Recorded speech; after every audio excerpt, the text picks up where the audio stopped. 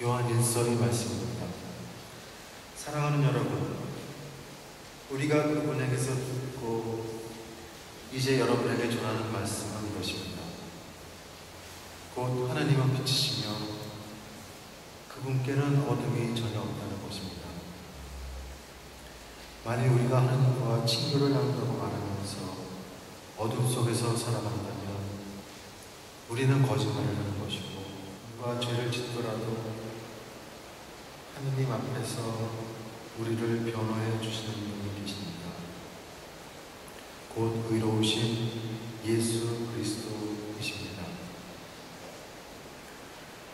그분은 우리 죄를 위한 속죄 제물이십니다. 우리 죄만이 아니라 온 세상의 죄를 위한 속죄 제물이십니다. 주님의 말씀입니다. 주님께서 여러분과 함께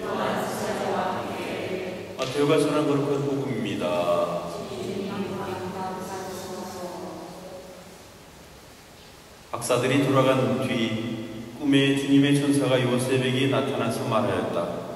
일어나 아기와 그 어머니를 데리고 이집트로 피신하여 내가 너에게 일러줄 때까지 거기에 있어라. 헤로데가 아기를 찾아 없애버리려고 한다. 요셉은 일어나 밤에 아기와 그 어머니를 데리고 이집트로 가서 헤로데가 죽을 때까지 거기에 있었다. 주님께서 예언자를 통하여 내가 내 아들을 이집트에서 불러내었다 하신 말씀이 이루어지려고 그리 된 것이다. 그때 헤로데는 박사들에게 속은 것을 알고 크게 화를 내었다. 그리고 사람들을 보내어 박사들에게서 정확히 알아낸 시간을 기준으로 베들레헴과 그 온 일대에 사는 2살 이하의 사내 아이들을 모조리 죽여버렸다. 그리하여 예레미야 예언자를 통하여 하신 말씀이 이루어졌다. 라마에서 소리가 들린다. 울음소리와 애끓는 통곡소리. 라헬이 자식을 잃고 운다. 자식들이 없으니 위로도 마다한다.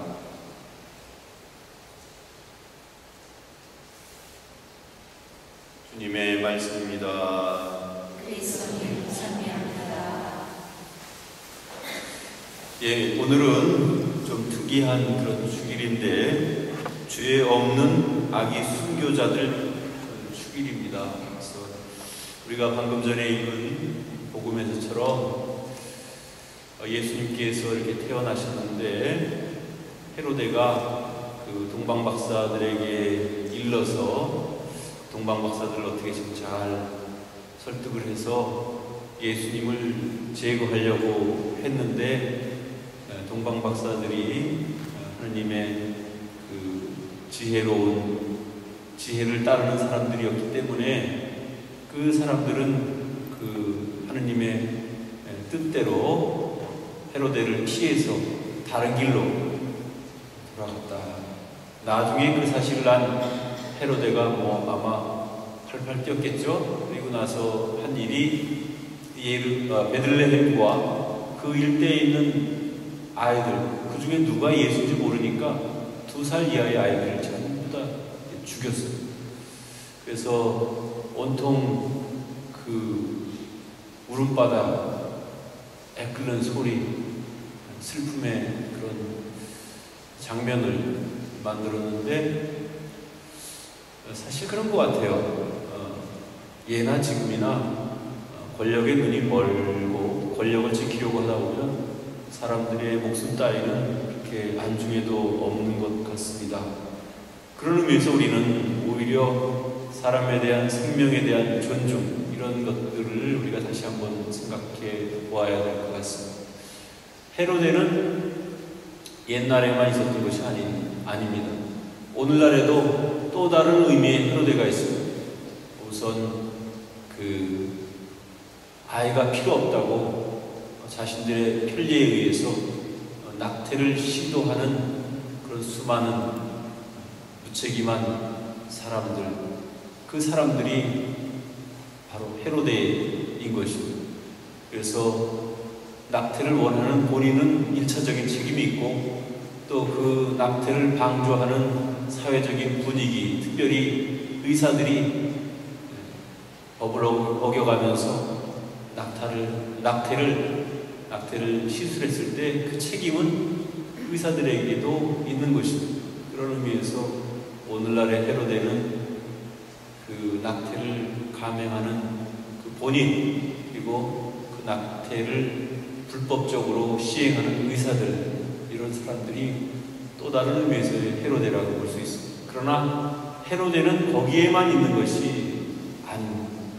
사실은 전쟁을 방조하고 또 테러를 일삼는 그 많은 사람들이, 그 사람들이 바로 오늘날의 헤로데입니다. 그래서 정말 무죄한 사람들, 죄가 없는 사람들까지도 무작위적으로 이렇게 살해를 저지르고 테러를 일으켰을 때 그것이야말로 정말 하느님의 뜻을 거스리는 그런 참으로 새로운 오늘날의 헤로데가 된다는 사실을 우리는 꼭 기억해야 할 것입니다.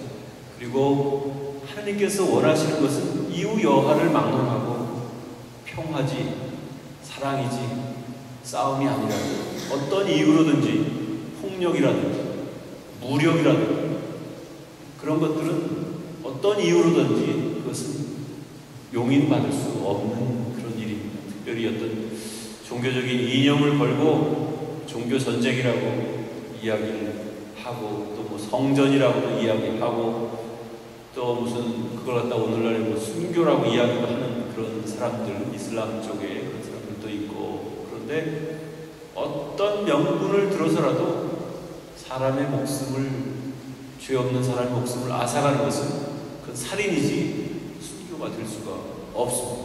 그것은 너무나 명백한 사실이라고 볼 수 있습니다. 그리고 그것은 하느님의 뜻의 정면으로 거스리는 것입니다. 하나님께서는 우리가 생명을 존중하고 인간의 존엄성을 지키는 것을 원하시는 분인지 어떠한 이유로든지 사람의 목숨을 무자비하게 뺏는 것은 그 자체가 바로 하나님의 뜻을 거스리는 일이라는 사실을 꼭 기억해야 할 것입니다. 우리도 어쩌면 또 다른 의미에서 헤로데가 될 수도 있는데 환경을 파괴하는 모든 행동들이 사실은 직접적인 살인은 아니지만 간접적으로 온 우주의 환경이 점점 나빠지고 그래서 기후도 막 이상기후가 생기고 또 온갖 자연재해, 물론 자연적으로 생기는 재해야 우리로서도 어쩔 수 없는 것이지만 환경의 변화로 인해서 오는 그런 많은 재해가 오늘날에 너무 많다는 것을 우리는 알고 있습니다. 그래서 우리가 큰 일은 할 수 없지만 우리가 스스로 지구의 그런 환경을 오염시키지 않는 일에 동참할 줄 알아야 될 것 같습니다. 물론 우리가 조금 실천한다고 해서 금방 지구가 달라지지는 않겠지만 마치 무슨 계란으로 과일을 깨는 격의 그런 느낌이 들어서 나 하나쯤이야, 내가 한다고 뭐가 달라지나 그렇게 생각할 수 있을지 모르겠지만